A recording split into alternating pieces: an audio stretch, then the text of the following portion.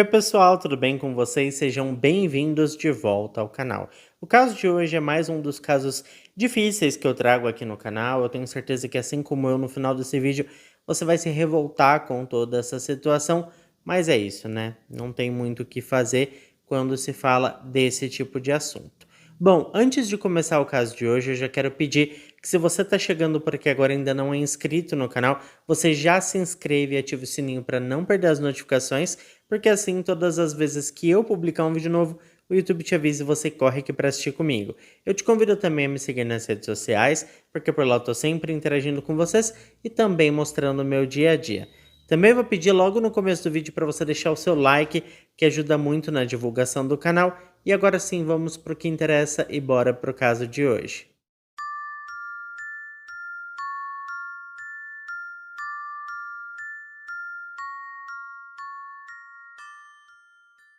Gente, hoje nós vamos falar sobre um caso que aconteceu lá na Colômbia. Tatiana Andrea Grueso Calderón nasceu em Bogotá, que é a capital e maior cidade da Colômbia. Ela era filha de uma mulher chamada Olga Lúcia Calderón e um homem chamado Gustavo Grueso. E quando era apenas uma garotinha, os seus pais decidiram que viver juntos não fazia mais sentido e deram entrada no pedido de divórcio. Com isso, a Tatiana acabou ficando aos cuidados da sua mãe Olga e a sua avó materna, uma mulher chamada Leonilde Soares. O tempo passou e, quando ainda era menor de idade, a jovem acabou se tornando mãe solo e enfrentou a maternidade com bastante vigor, dando início, inclusive, a um trabalho em uma mercearia local para ajudar a sua família com as novas despesas da casa. Mais alguns anos se passaram e em meados de 2014, a história da Tatiana ganhou um novo capítulo enquanto ela estava em um bar no sul de Bogotá. Foi ali que ela conheceu um charmoso rapaz chamado Diego Murillo, que rapidamente balançou o seu coração e ela ficou meio apaixonadinha. Daquele dia em diante, a conexão entre eles só se fortaleceu e logo eles se tornaram inseparáveis. A família da Tatiana rapidamente apoiou a aproximação dos dois, porque imaginavam que aquele doce rapaz era sim o pretendente perfeito para a jovem. O Diego tinha um jeito tranquilo e calmo e era muito trabalhador, então em pouco tempo ele conquistou totalmente o coração da Tatiana e se tornou o melhor amigo do seu filho também. O pedido de namoro veio ainda naquela semana e apenas 2 meses depois eles decidiram dar um grande passo no relacionamento e conversaram sobre morar juntos. Os dois não teriam como alugar um espaço só deles e então por isso o Diego acabou se mudando para a casa da avó da Tatiana, onde ele foi imediatamente acolhido como se fosse parte da família. Algumas semanas depois, eles decidiram que queriam desbravar o mundo, que precisavam conhecer novos lugares, então passaram a viajar com feiras populares, como feirante mesmo. Eles ficavam vendendo artesanatos e brinquedos em diversas cidades colombianas. Essa vida itinerante e cheia de desafios aproximou ainda mais o casal, que a cada novo dia fazia questão de lembrar o quanto se amavam. No entanto, minha gente, tinha algo muito curioso sobre essa linda história de amor e até certo ponto meio perturbante. A Tatiana ela não apresentava o seu namorado Diego ao seu pai em hipótese alguma. O senhor Gustavo insistia que queria conhecer o rapaz pessoalmente, mas ela sempre arrumava uma desculpa para que esse encontro nunca acontecesse. Em poucas semanas, o senhor Gustavo começou a perceber a rápida mudança de comportamento da sua filha e passou a se preocupar bastante com ela. A jovem, que anteriormente fazia questão de conversar com o seu pai por telefone quase todos os dias, de repente passou a recusar as suas chamadas, alegando por meio de mensagens de texto que o seu namorado ficava bravo se ela atendesse ligações perto dele. E o homem começou a se sentir na obrigação de investigar essa relação. Afinal de contas, era da filha dele que se tratava, e não era natural que o seu novo amor não gostasse que ela conversasse com o pai ao telefone. Só que por outro lado, gente, a Tatiana confidenciava suas angústias a uma amiga de infância chamada Elizabeth, que antes mesmo da amiga começar a falar já tinha notado que ela tinha entrado numa fria com aquele relacionamento. Afinal, ela parecia estar sempre com medo e tentava se justificar sobre tudo o que fazia. A Elizabeth até falava sobre suas preocupações, mas a Tatiana defendia o namorado com unhas e dentes, alegando que o Diego era sim um homem bom. O único problema é que ele tinha um temperamento um pouco difícil. O casal voltou a morar com a família da Tatiana e aos poucos as coisas foram evoluindo e o Diego começou a implicar com as redes sociais da namorada, proibindo a mulher de falar com seus amigos e postar suas fotos nas redes sociais, como ela costumava fazer antes de conhecê-lo. Ele colocou ela, gente, em uma redoma e daqui pra frente foi só ladeira abaixo. O Gustavo, gente, passou a observar mais de perto o comportamento da sua filha e também passou a reparar mais nela todas as vezes que eles se viam pessoalmente. E foi nessas discretas inspeções que ele notou alguns machucados no corpo da jovem. As explicações, como de praxe, eram sempre as mesmas. Ora ela dizia que tinha caído no trabalho, ora dizia que tinha acontecido um acidente doméstico, enfim, inúmeras desculpas que se acumulavam e que a gente já está cansado de saber que as mulheres dão quando estão sofrendo ali violência doméstica e querem acobertar ou defender o marido. Eu sinceramente fico preocupado quando isso acontece, sabe? Eu sei que é muito difícil você se livrar de uma situação dessa, existe a dependência emocional, mas a partir do momento que você começa, né, a apanhar, gente, pelo amor de Deus, cai fora disso, porque não tem futuro. A gente sabe que o tapa logo evolui para outras coisas e o final é sempre o mesmo. Bom, ninguém, nem a sua mãe, nem a sua avó percebia as mudanças alarmantes que estavam acontecendo. Elas viam o Diego como um protetor, enquanto o Gustavo se preocupava com o controle que o jovem exercia sobre a sua filha Tatiana. As coisas meio que foram fugindo do controle e em um momento de desespero a Tatiana decidiu que era a hora de se libertar. Ela chegou a confidenciar à sua melhor amiga que pretendia terminar o namoro, mas o Diego, com o seu jeito totalmente manipulador, tinha um truque na manga: a proposta do casamento. Com a promessa de um futuro juntos, ele sugeriu que o casamento acontecesse em dezembro de 2015 e que eles se mudassem para um lugar só deles, para que formassem assim uma família. E a Tatiana, gente, iludida e acreditando que o Diego iria mudar e se tornar uma pessoa melhor, aceitou a proposta com um sorriso de orelha a orelha. Gente, não caiam nessa. A pessoa não muda. Quem faz esse tipo de coisa faz sempre. Mas enfim, o jovem casal então decidiu que não precisavam esperar até a data do casamento para arrumar um espaço só deles. E foi assim que eles alugaram o segundo andar de uma casa e as promessas e sonhos para o futuro rapidamente, como esperado, se transformaram em um grande pesadelo. O Diego começou a brigar diariamente com a Tatiana, reclamando inclusive que não tinham dinheiro suficiente para todas as contas da casa e exigiu que ela arrumasse um segundo emprego o quanto antes. Ele queria que ela trabalhasse mais para dar conta das contas de casa.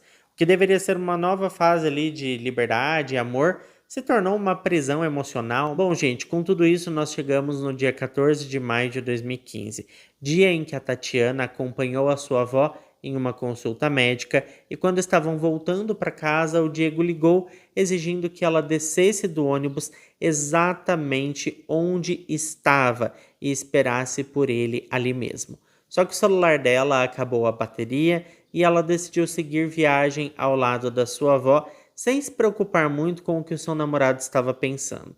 Só que o Diego foi até lá e assim que encontrou as duas, ele não conseguiu controlar a raiva e gritou com a namorada, empurrando ela na frente de todo mundo e gritando cada vez mais, querendo saber o porquê ela desligou o telefone na cara dele e por que não atendeu quando ele ligou de novo. Ela até tentou explicar que a bateria tinha acabado, mas ele simplesmente não queria ouvir. Ele queria mesmo era sentar a mão na cara dela e só não fez isso porque a avó dela estava junto e começou a protestar contra aquele comportamento descontrolado e agressivo do rapaz. Virou uma confusão generalizada. O Diego se virou, xingou a namorada de uma palavra bem feia, que eu não vou nem repetir aqui, xingou a avó dela também e saiu andando sem olhar para trás. Durante aquele fim de semana, a família da Tatiana começou a notar algo muito estranho. Ela mal atendia os telefonemas de seus familiares e amigos, e quando atendia o telefone, a sua voz parecia distante, como se ela não estivesse prestando atenção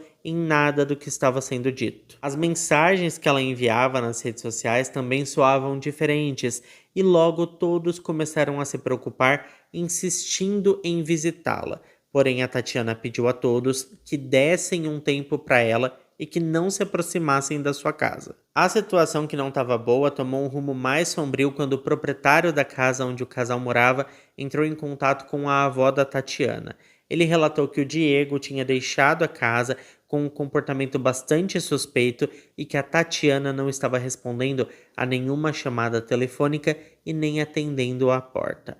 Alarmada, a avó da jovem foi até a casa e se deparou com uma cena de tirar o fôlego. A Tatiana estava em sua cama, coberta por um edredom e totalmente fria, gelada. Sua avó a tocou e imediatamente percebeu que a neta já estava sem vida.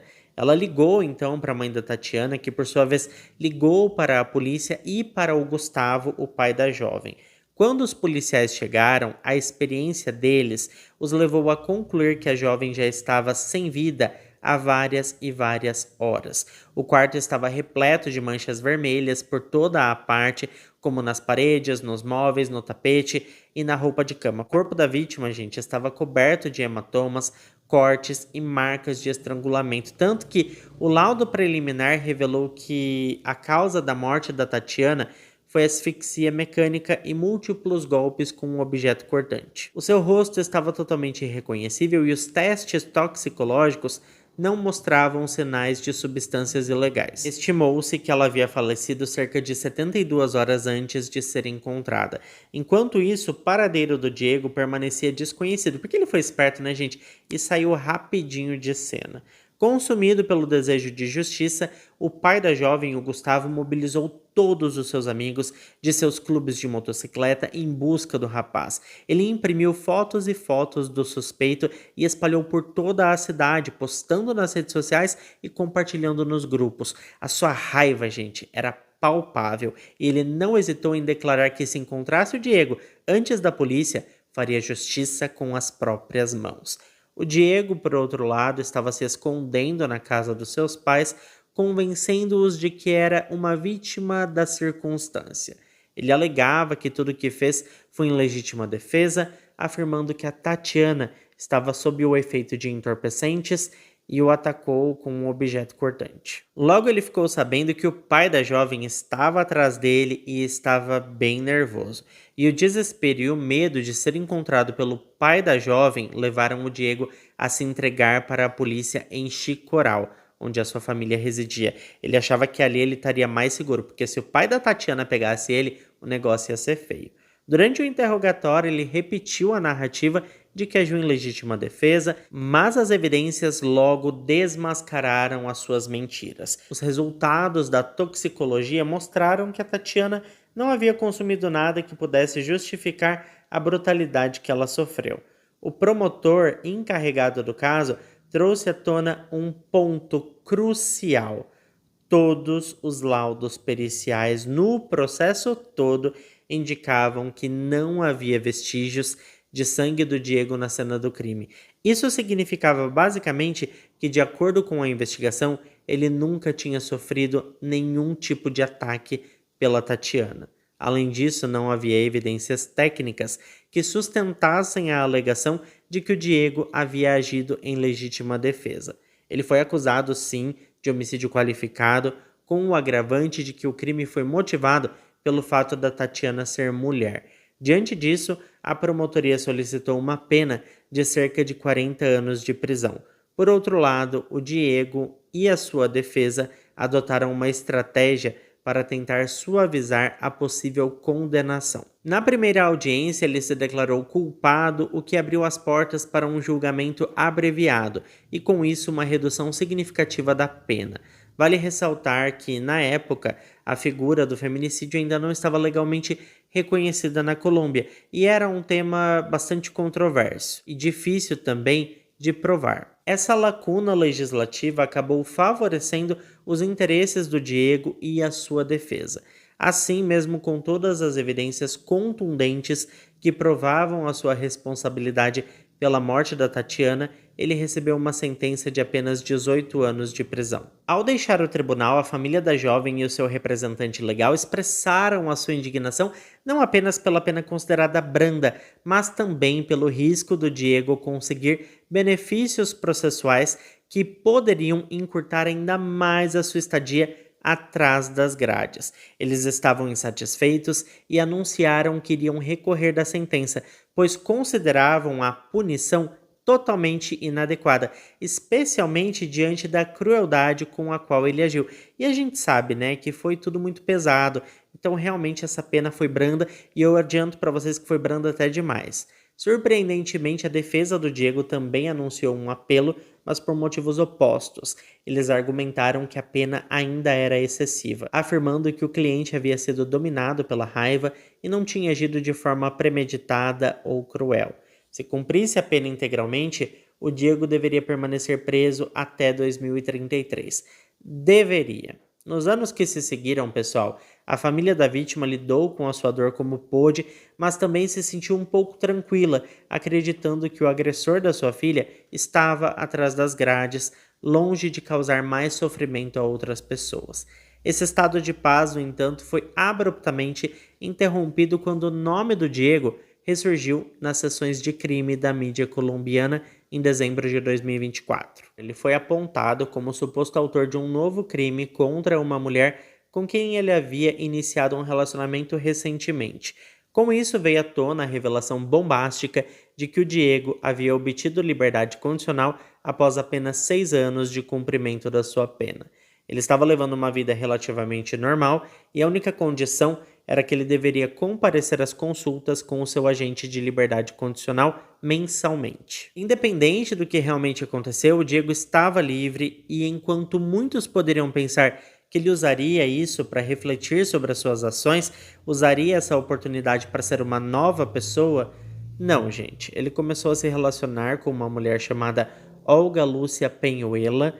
Eles se conheceram em Bogotá e, com um sorriso no rosto, o Diego contou para sua nova namorada que estava acertando algumas pendências com a justiça por conta da sua ex-namorada, que era totalmente louca. Obviamente, a mulher teve acesso às notícias dos jornais e, quando confrontou o homem sobre a Tatiana, ele contou uma história bem distorcida, disse que a Tatiana o traiu em sua própria cama e ele, sufocado pela dor e pela raiva, tomou uma decisão que agora ele se arrependia. Ele a convenceu de que estava pagando a sua dívida com a justiça e que não pretendia cometer novos crimes. Isso para mim é bizarro de qualquer jeito, porque é assim, né? Ele tirou a vida de uma outra mulher, da sua ex-namorada. Essa Olga sabia disso. E é assim, ela teve coragem de continuar no relacionamento com ele, sabendo que ele teve esse tipo de comportamento e que era capaz de fazer algo dessa magnitude. Essa narrativa não levantou suspeitas na Olga Lúcia, que logo se viu envolvida em um romance com o Diego, que se mostrava carinhoso, atencioso, feliz, amoroso, um homem de família. Quando a Olga decidiu retornar ao seu lar em Caicedônia, o Diego alegou que não poderia mais viver sem ela porque estava perdidamente apaixonado. Então ele arrumou rapidinho as suas malas e se ofereceu para morar na mesma casa que ela, morar ali com ela. Aos olhos de quem via o casal, eles poderiam parecer um casal feliz e tranquilo. Só que a mãe da Olga, ela já tinha um sexto sentido. Ela se chamava Glória Inês Bojaca e ela não via com bons olhos aquela união. Para ela, o Diego era um perigo e ela não hesitou em alertar a filha sobre os riscos que esse relacionamento poderia trazer. A Olga, no entanto, desafiou as advertências, acreditando na boa intenção do Diego, na força do amor e na esperança de que o ser humano pode mudar e se tornar uma nova pessoa. Inclusive, ela achava que agora, recebendo todo o amor que ela tinha para dar, ele seria um novo homem. Existe um detalhe, gente, curioso sobre a mudança dele para a casa da Olga e até mesmo bizarro. O Diego se ofereceu para morar com ela, na casa dela, onde ela morava com a sua filha de apenas 13 anos de idade. Isso pra mim, assim, é bizarro demais, porque ela colocou um cara dentro de casa com a sua filha menor de idade, e esse cara tinha condenação por ter tirado a vida de uma outra mulher. Então, assim, ela estava colocando a filha dela em risco, sabe? Mas mesmo assim, ela ignorou esse fato e simplesmente concordou imediatamente com a ideia e ele se mudou para morar com ela e com a filhinha dela. Assim, o Diego conseguiu, né, contornar todas as restrições impostas pelo sistema penitenciário. Ele tinha um endereço fixo e estava vivendo uma realidade que parecia ignorar o seu passado e que tudo iria bem dali em diante. Entre outubro e novembro de 2024, o que parecia um romance ideal baseado em confiança e respeito começou a simplesmente desmoronar. O Diego, que antes usava uma máscara de gentileza, de bom homem, começou, gente, a revelar a sua verdadeira natureza. Os ciúmes, o controle e a violência, elementos que já haviam se manifestado no seu relacionamento anterior com a Tatiana e que tinha tido um resultado catastrófico, ressurgiram com mais força do que nunca. Após várias discussões, a Olga percebeu que a situação não poderia continuar e decidiu terminar o relacionamento, pedindo ao homem que deixasse a sua casa. Só que, gente, ele já estava lá e o Diego, obviamente, não iria aceitar sair assim. Ele estava tomado pela raiva e pela obsessão e ele iniciou uma perseguição que começou com mensagens nas redes sociais e rapidamente evoluiu para a criação de perfis falsos. Tudo isso com o intuito de intimidar a Olga e forçá-la a reatar. E o que todos temiam acabou acontecendo. No dia 5 de dezembro de 2024, no meio da rua, na frente da filha da Olga, o Daniel a atacou com um enorme objeto cortante, deixando a mulher caída e gravemente ferida, e ele fugiu logo na sequência. A Olga foi levada às pressas para um hospital, mas tragicamente não resistiu aos ferimentos. Quando a notícia se espalhou e o nome do agressor se tornou público, a família da Tatiana, especialmente o seu pai, o Gustavo, não pôde conter a sua indignação. Como era possível que o Diego, um homem com um histórico tão perigoso e violento, estivesse livre e tivesse tirado a vida de outra mulher, realmente é de se indignar muito. Desde então, as críticas ao sistema judiciário colombiano reacenderam, evidenciando as falhas na proteção de mulheres como a Lúcia e a Tatiana. A comunidade se uniu em um clamor por justiça, apontando que a tragédia poderia ter sido evitada se as medidas judiciais fossem mais rigorosas. O debate sobre a aplicação da lei em casos de feminicídio ganhou mais força, revelando que a pena para quem comete esse tipo de crime é severa, enquanto o Diego, que já havia tirado a vida de uma mulher, estava se beneficiando de reduções de sentença por conta ali da sua condenação. Embora exista um mandado de prisão em aberto para o Diego, até a data da gravação desse vídeo, ele permanece foragido, enquanto a família da Olga Lúcia, apoiada por diversas organizações, continua a exigir justiça. O Gustavo, pai da Tatiana, iniciou uma campanha para encontrar o Diego mais uma vez e expressou a sua falta de confiança nas autoridades, que falharam não apenas com a sua filha, mas com muitas outras mulheres. Vários jornalistas investigativos acreditam que caso o Diego não esteja mais na Colômbia, é muito provável que ele esteja, sabe onde? Escondido aqui, ó, no Brasil ou na Argentina, visto que os seus familiares tinham condições de enviá-lo para fora do país. A captura do Diego não é apenas uma questão de justiça para Olga, mas também justiça para a Tatiana e para os filhos das duas, que ficaram órfãos de mães. Lógico que também é uma questão de segurança, já que ele já tirou a vida de duas mulheres e é óbvio que ele pode tirar a vida de uma terceira, de uma quarta, de uma quinta, porque a gente sabe, né, que o problema do Diego é justamente esse. Ele quer ter controle absoluto sobre as pessoas. E eu acho que é aí que mora o perigo, tá? Porque muitos homens, eles sentem essa questão de dominância. Eles pensam que porque eles estão namorando ou casados com uma mulher, aquela mulher deve obedecê-los, ela deve ser submissa, ela deve ser o seu objeto, o seu brinquedo e fazer o que ele quiser. Tanto que há um tempo atrás, eu não sei se vocês sabem, acredito que muitos de vocês devem saber, mas no Brasil existia a liberação do crime de honra. Quando o homem era traído, por exemplo, ele podia tirar a vida da mulher e ele saía totalmente ileso, podia sair andando na rua, porque o crime de honra era permitido, era algo normal e aí a nossa legislação foi evoluindo e caminhando para algo um pouco mais punitivo, né, gente? Sabemos que ainda precisa evoluir muito, porque casos como este continuam acontecendo quase que todos os dias e muitas vezes acontece isso: a pessoa vai presa, é liberada, comete outro crime, foge e fica por isso mesmo. É claro que eu quero saber a opinião de vocês sobre tudo isso, então deixa pra mim aqui nos comentários o que vocês acharam desse caso. Muito obrigado a quem ficou até aqui comigo. Se ficou até aqui, não esquece de deixar o seu like, que ajuda muito na divulgação do canal. Eu fico por aqui, um beijo pra todos vocês e até o próximo vídeo.